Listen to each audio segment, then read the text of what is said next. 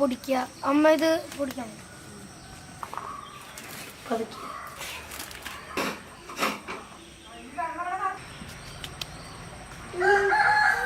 അപ്പൊ ഇന്ന് നമ്മുടെ തോട്ടത്തിലെ കുരുമുളക് അതെന്താണത് അങ്ങനെ വരുന്നത്?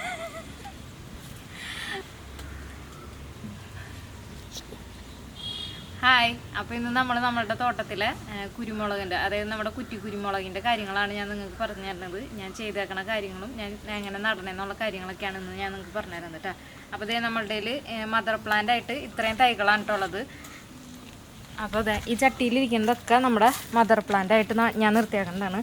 നമ്മളിപ്പോൾ ഇതിൽ നിന്ന് കട്ട് ചെയ്തെടുത്തിട്ടാണ് പുതിയ തൈകൾ ഉണ്ടാക്കിയെടുക്കണേ കേട്ടോ. അപ്പോൾ ഇതുപോലെ നിറച്ചതേ തിരിയിട്ട് വന്നേക്കണുണ്ടതേ, നിറച്ച് തിരിയായിട്ടുണ്ട്. അപ്പോൾ കുരുമുളക് ഉണ്ടാവണമുണ്ട്.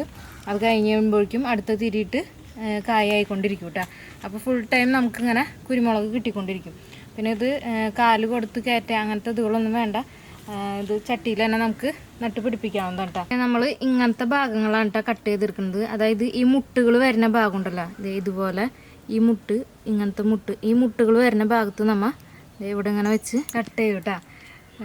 ഇങ്ങനെ കട്ട് ചെയ്തിട്ട് ഇത് നമ്മൾ വെറുതെ മണ്ണിൽ ഇങ്ങനെ ഇതുപോലെ ഒരു ചട്ടിയിൽ ഇങ്ങനെ മണ്ണിൽ നട്ടു കൊടുക്കാണ്ട് ചെയ്യണേ. അപ്പോൾ ആ മുട്ടുകളുമേന്ന് വേര് വന്ന് നന്നായിട്ട് പിടിച്ച് നന്നായിട്ട് വളരും കേട്ടോ. എന്നിട്ട് പിന്നെ ഇതുപോലത്തെ പോട്ടുകളിലേക്ക് മാറ്റും. വലുതാവണേൻ്റെ അനുസരിച്ച് നമ്മൾ പോട്ടുകൾ മാറ്റി കൊടുക്കും കേട്ടോ.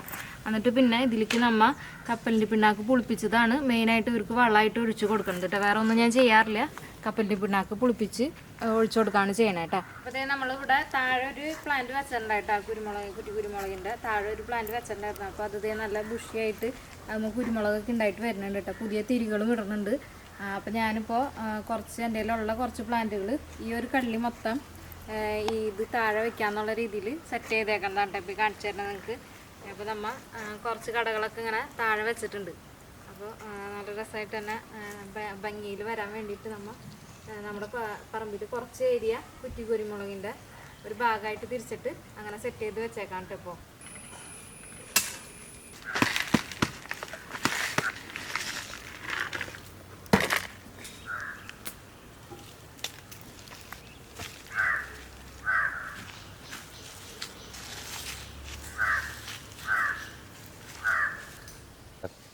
അപ്പോൾ ഇതേ നമ്മൾ അതുപോലെ ചട്ടിയിൽ നിന്ന് പറിച്ച് വെച്ച പ്ലാന്റാണ് ഇതൊക്കെ. ഇതൊക്കെ ഇത്ര ചെറിയ പ്ലാന്റുമ്പോൾ തന്നെ നിറച്ച് കുരുമുളക് ഉണ്ടായി നിൽക്കണുണ്ട് കേട്ടോ. കണ്ടോ, ഏതുമൊക്കെ നിറച്ച് എല്ലാ ശിഖരങ്ങളുമേ കുരുമുളക് ഉണ്ടായിട്ടുണ്ട് കേട്ടോ.